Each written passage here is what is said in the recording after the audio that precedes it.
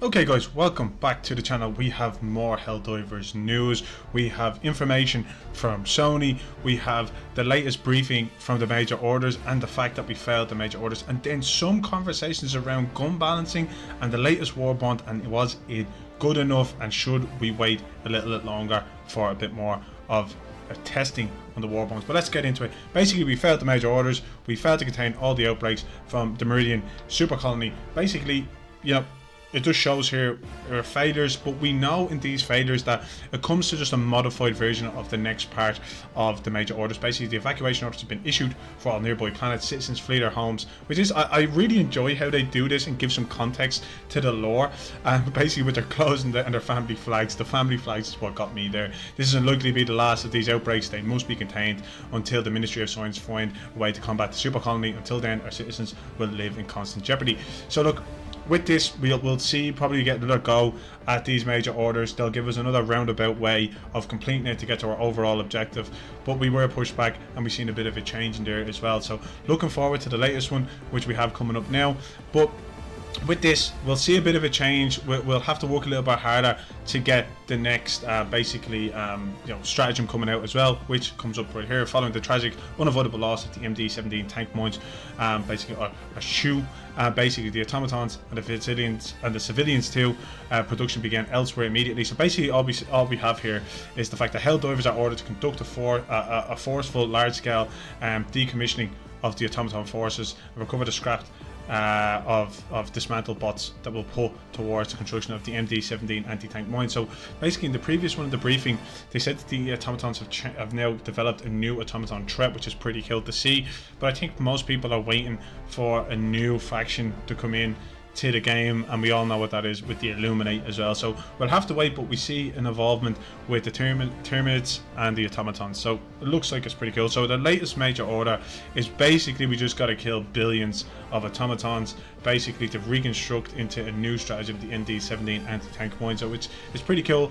But with this being said, and with the latest news from Sony, and I just want to walk around this major order, you know, even though we failed the recent major order, it has a couple of things to come down to the actual player base as well.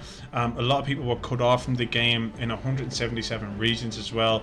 So even though we're getting the latest, you know, major orders, and it's not as hard, to be honest, as compared to other major orders, and it's been very difficult for us to want to enjoy this game. Let's be really honest there, guys. I'm sure everybody had their own opinions on the recent PSN issue, and it's something that I wanted to dive into as well in this kind of conversation through this video.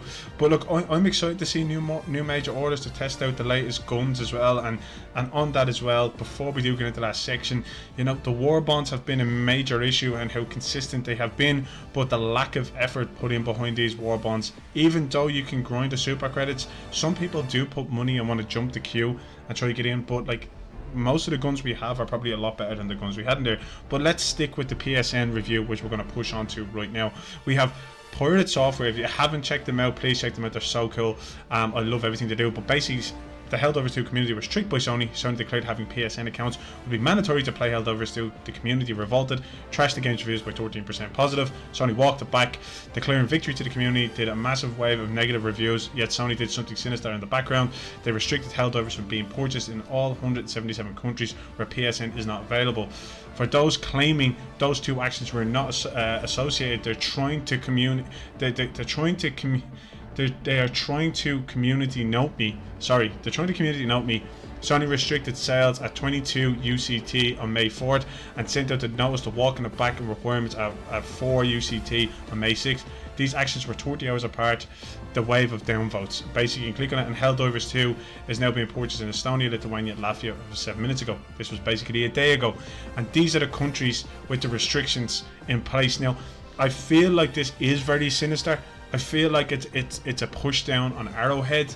They've worked hard, but I do believe also at that point the devs are being a little bit overworked to push out content. They also have those issues with the balances, constant changes in the balancing of the game, and the game is PvE, so gun balancing is absolutely essential for the positive play and the feel of the game as well.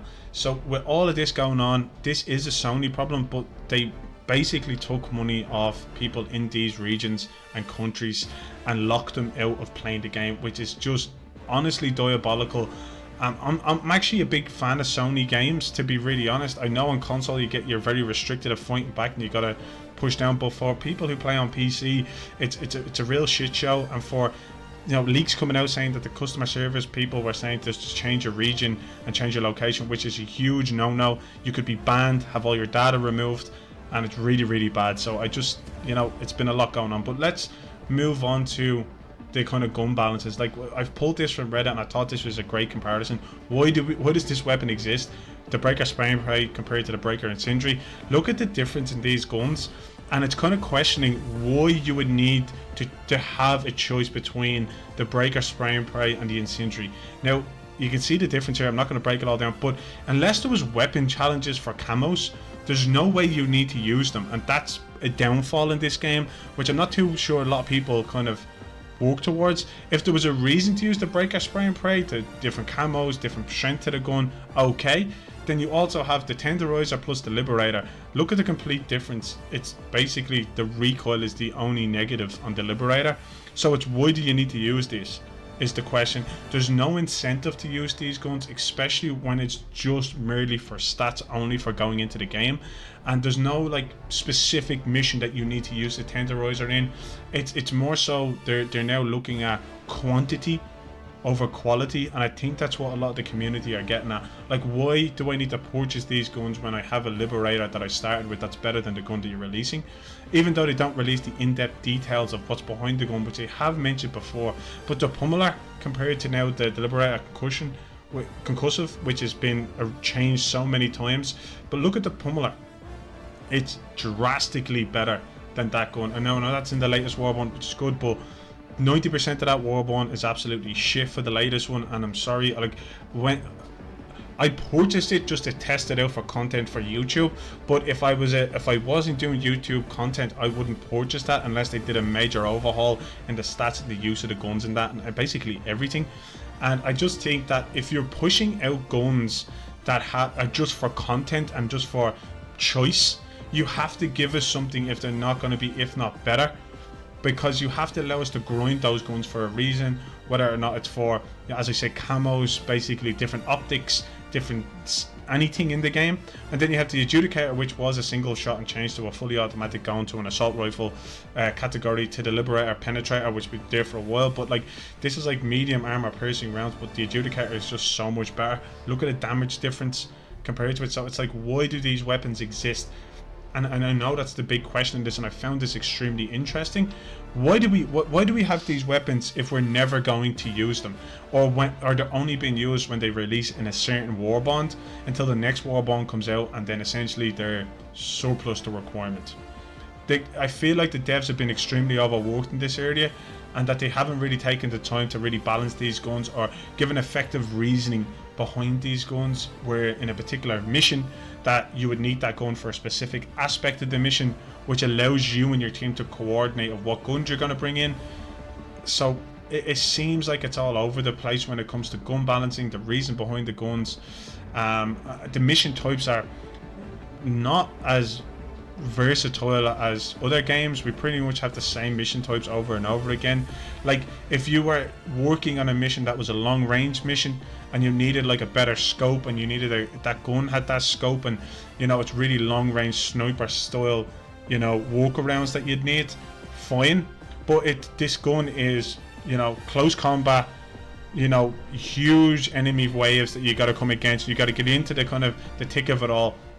So I feel like there's been no real balance towards the guns itself, and people are having issues. And then on top of that, you have the crazy shit from Sony. So the both ends of the spectrum is that you have Arrowhead not really doing their due diligence on the guns and the content they're bringing out, and also charging people for it. But then on the other side, you have Sony restricting a huge part of their player base after saying they wouldn't, and it's still restricted. And then also only yesterday having more countries restricted and locked out of the game. So I feel like Helldivers being such a huge hit for Sony and Arrowhead Studios that they've gone around this corner and basically shitting it. Like, people were talking about this game of being Game of the Year at one stage. It's probably the best PvE shooter that we've had in a really long time, and to see it come to light like this and have such a negative pushback from Sony, and then also the lack of quality with the Warbonds. And I just think that because they're on a time schedule to get out so much of content for the player base to keep players interacted with the game, the lack of quality does drop, and then it becomes more of a problem with the game kind of base and the player base questioning what's the reason behind these guns. These are shit guns. Give me one reason why that gun is in that Warbond, and what mission does that suit for me to go and use it and choose to have that gun. So you're looking at a huge level of variety. That's the only reason for it, and choice, which isn't always great. But guys, look, that's me for today. Thank you so much for taking the time to tune in. Don't forget to hit a like and hit a sub. It really would help grow the channel and help me out with the YouTube algorithm. Till the next one.